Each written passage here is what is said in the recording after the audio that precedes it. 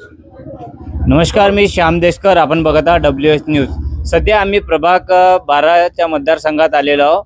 गिट्टीकदान या परिसरात आज प्रचार सुरू आहे. या ठिकाणी डोर टू डोर आपण बघू शकता. या ठिकाणी चारही उमेदवार आपल्याला दिसून येत आहे. नागरिकांसोबत संवाद देखील साधत आहे.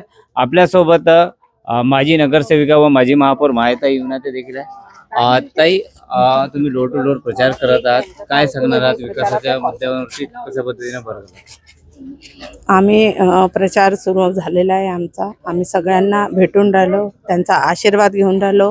आम्हाला चांगला प्रतिसाद, चारही उमेदवारांना चांगला प्रतिसाद भेटलेला आहे. कारण की असं कोणी नाही आहे की आम्ही चारही उमेदवारांना नाही ओळखणारा असा एकही व्यक्ती असा भेटत नाही आहे. चाहे तो विक्रम गॉलबन्सी असो की साधनाताई धवड असो की दर्शनीताई साधनाताई बर्डे असो की दर्शनीताई धवड असो की मी मायाताई युनाते. कारण की आम्ही इथे प्रतिनिधी केलेला आहो. प्रभाग 12मध्ये आम्ही पहिलेही नगरसेवक राहिलेला आहो. 2017मध्ये आपल्याला माहीत आहे की 2017च्या नंतर प्रशासन राज लागला. प्रशासन राज लागल्यामुळे सर्व कामं ठप्प झाले होते. कोरोनापासून सर्व कामं ठप्प झाले होते. परंतु आम्ही लोकांमध्ये सतत चारही उमेदवार राहिलो. जनता कधी विचार नाही केले की हे आता नगरसेवक नाही. त्यांच्या मनात कधीच विचार नाही आला का विक्रम गॉलबन्सी नगरसेवक नाही आहे, साधनाताई नगरसेवक नाही आहे, दर्शनीताई नगरसेवक नाही आहे की मायाताई नगरसेवक नाही आहे. ते आम्हाला नगरसेवक समजून त्यांच्या जे काही समस्या आहेत ते आम्हाला सांगायच्या. नाही झालं तर तेवढंच आम्हाला बोलायच्या. पण आम्ही कधी त्यांना म्हटलं नाही की प्रशासन राज आहे आणि आता आम्ही नगरसेवक नाही ना आम्ही तुमचे कामं करू शकत नाही, असा नाही आम्ही म्हटलं. आम्ही प्रशासनाकडनं कामं घेऊन आले, सतत त्यांचे कामं केलेले आहे. आज तुम्ही पाहून राहिला आम्ही कोलपुऱ्यामध्ये फिरून राहिले. आदिवासी डिपार्टमेंटकडनं आदिवासी समाजाच्या लोकांना घरकुलचे कामं, हे बघा कामं सुरूच आहे लोकांचा. त्याच्यानंतर प्रधानमंत्री आवास योजना आहे. माननीय मोदी साहेबांना माहीत आहे पूर्ण देशामध्ये प्रधानमंत्री आवास सुरू आहे. आपल्या शहरामध्येही प्रधानमंत्री आवास योजनेअंतर्गत भरपूर घरकुलचं काम होणार आहे. परंतु ज्या स्लममध्ये पट्टे मिळाले आहे त्या स्लममध्येच घरकुल भेटू शकतात. आज आमच्या गंगानगर प्रभाग 12मध्ये गंगानगर वस्ती येते. त्या गंगानगर वस्तीमध्ये पट्टे मिळालेले आहे. निदान नाही तर 30 ते 40 लोकांनी घरकुल फॉर्म टाकलेला अर्ज आणि स्लम डिपार्टमेंटमध्ये चव्हाण साहेब आहे, त्यांच्याकडे ते सगळं प्रस्ताव तयार आहे आणि प्रधानमंत्री आवास योजनेचे पण घरकुल त्यांना मिळणार आहे.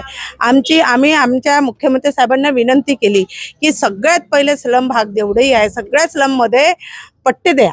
पट्टे दिल्यामुळे सर्व समाजाला घरकुल मिळेल. ज्यांनी घरं नाही बांधले, कच्चे मकान आहे, त्यांची परिस्थिती नाही घर बांधण्यासाठी, त्यांना घर बांधता येईल जेव्हा त्यांच्याजवळ पट्टे राहील. आणि माननीय मुख्यमंत्री साहेब आपल्या सगळ्यांना माहीत आहे की पश्चिम नागपूरमध्ये ते 2 वेळा आमदार राहिलेले आहे आणि ते जेव्हा 2 वेळा आमदार होते त्यांचा सतत प्रयास होता की सगळ्या स्लम वस्त्यांमध्ये पट्टे मिळाले पाहिजे. आणि त्यांचा प्रयासही आहे ना, आपण पाहून राहिले शहरामध्ये बरेच ठिकाणी पट्टे मिळालेले आहे. त्याच्यानंतर रमाई घरकुल असो त्याच्यासाठी सुद्धा आम्ही प्रयत्न केलेला आहे. आणि त्याच्या अतिरिक्त जे रस्ते आहे, गटर लाईन आहे, रोड आहे, लाईट आहे, हे सतत करतो. त्याच्यानंतर जे आहे समस्या म्हणजे लोकांच्या ह्या सर्व तर समस्या आहे, परंतु आरोग्याच्या समस्या असते. लोकांच्या काय काय समस्या आम्ही सांगणार थोडं, काय काय समस्या. सबरी योजना संदर्भात देखील आपण भर घातलेला होता.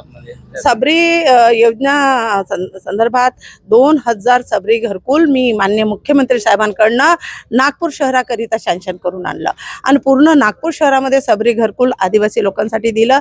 तेच नाही तर प्रभाग 12मध्ये जास्तीत जास्त दिलं. आणि सबरीच नाही तर रमाई योजनेमध्ये सुद्धा आम्ही काम करून राहिलो. रमाई योजनेचे पण घरकुल आम्ही देऊन राहिलो. आणि दुसरं आमचं टार्गेट आहे की प्रधानमंत्री आवास योजना हे आम्हाला लोकांना द्यायचे आहे. त्याच्यामध्ये फक्त एवढं अट आहे की त्यांना पट्टे पाहिजे. म्हणून तो पट्टे जसे झाले स्लममध्ये सगळ्यांना घरकुल भेटेल आणि त्याच्यावरही आमचं काम आहे. दुसरं राहिलं की गडकरी साहेब केंद्रीय मंत्री आहे. गडकरी साहेब केंद्रीय मंत्री आहेत, ज्यांचं काही ऑपरेशन असते, काही हॉस्पिटलचं काम असते, कोणाचं ॲडमिशनचं काम असते. सर्व मूलभूत सुविधाच्या सोबत आम्ही व्यक्तिगतही लोकांचे कामं करतो. एम्समध्ये ॲडमिट करायचं राहिलं तर लोक आमच्याकडे येतात, आम्ही गडकरी साहेबांकडे जातो. उदाहरण मी सांगते की गंगानगरमध्ये सीमागिरी म्हणून आमची एक कार्यकर्ता आहे, तिच्या मुलाला आम्ही त्या दवाखान्यात ॲडमिट केलं. त्याचा कॅन्सर त्याला झाला होता. गडकरी साहेबांकडे जाऊन त्यांच्याकडनं पत्र घेऊन सगळ्यांनी त्यांच्याकडनं फोन करून असे कितीतरी उदाहरण सांगतो. हार्टचे ऑपरेशन भागातील नागरिकांची अशी देखील समस्या पहा, रस्ते, लाईट, मूलभूत सुविधा, तर हे नगरसेवक म्हणून आमचं जबाबदारी आहे करणं. परंतु समाजसेवा म्हणून जेव्हा लोकांच्या व्यक्तिगत असे जे कामं येतात, तर ते राशन कार्ड असो, आधार कार्ड असो, जे काही असे व्यक्तिगत कामं आहे ते सुद्धा, एवढंच नाही तर लोकांच्या घरचे भांडणं सुद्धा सोडवायला आम्ही जातो. प्रभागातील नागरिकांची मागणी आहे की शासकीय पॅथॉलॉजी लॅब सुद्धा सुरू करण्यात आलं ते पाहिजे. आता तुम्हाला माहित आहे, हे केटी नगर हॉस्पिटल जे बनलेलं आहे, मी महापौर असताना आदरणीय गडकरी साहेबांना मी स्वतः, हे महानगरपालिकेने बांधलेला इमारत होता, हे इमारत तसंच होतं, कोणाचं लक्ष नव्हतं त्या इमारतीकडे. मी स्वतः गडकरी साहेबांना तिथं आणलेलं होतं आणि गडकरी साहेबांनी तिथे येऊन आम्ही छोटासा एक दवाखाना आम्ही तिथे सुरू केला. त्याच्यानंतर विक्रम गालबंसी आरोग्य सभापती झाले. त्याच्यानंतर आरोग्य सभापतीच्या नात्याने त्यांनी त्या हॉस्पिटलमध्ये बरेच कामं केले. म्हणजे आम्ही चारही नगरसेवक आम्ही सांगू शकतो काय प्रभागामध्ये काय काय काम केले आहे म्हणून. आणि आम्ही काही नवीन नाही आहोत, आम्ही जसे निवडून येऊ प्रभागामध्ये विकासाचे कामं करू, एवढं आपल्या सगळ्यांना माहीतच आहे. तुम्हाला पुन्हा भारतीय जनता पक्षाने संधी दिलेली आहे, काय सांगणार आहात? नमस्कार. 2012 मध्ये सुद्धा आपल्याला माननीय केंद्रीय मंत्री नितीनजी गडकरी साहेब, त्याचप्रमाणे माननीय मुख्यमंत्री देवेंद्रजी यांनी आपल्याला 2012 मध्ये सुद्धा संधी दिली आणि त्यानंतर आता पुन्हा तिसऱ्या टर्मला त्यांनी संधी दिली. त्यामुळे त्यांचे मी खूप खूप आभार मानते. आणि जी काही उर्वरित राहिलेली माझे 5 वर्ष गेले आणि त्यानंतर 4 वर्ष आता प्रशासनाच्या हातात होतं, असा 9 वर्षाचा जो कालावधी गेला, त्या कालावधीचं जे कामं सुटलेली आहे ती कामं पूर्णत्वास नेण्याचं माझे पूर्ण आत्मविश्वास आहे. या ठिकाणी जास्तीत जास्त स्लम वस्ती आहे, गोंड मोहल्ला आहे, गिट्टी खदानचा हा आपण जिथे उभा आहे हा गिट्टी खदान एरिया आहे. इथे गटर लाईनची अशी समस्या आहे, जवळजवळ घर आहे, रस्ते फार छोटे छोटे आहे. त्यामुळे प्रत्येक व्यक्ती हा गटर लाईन बद्दलच बोलत आहे, कारण त्या गटर लाईन चोक झाल्यामुळे सगळ्या रस्त्यावर पाणी वाहत आहे. जुनी जे गटर लाईन आहे त्याला नवीन याच्यात परिवर्तन करण्यात येणार आहे. हो, नक्कीच. आम्ही जर चारही नगरसेवक निवडून आलो तर नक्कीच आम्ही ह्या प्रभागाच्या ज्या समस्या आहे, विशेषतः स्लम एरियाच्या छोटे छोटे रस्ते, गटर लाईन, चेंबर वाहून राहिले, लोकांच्या एवढ्या समस्या आहे, ह्या समस्या सगळ्या दूर करण्याचा आम्ही निश्चितच प्रयास करू.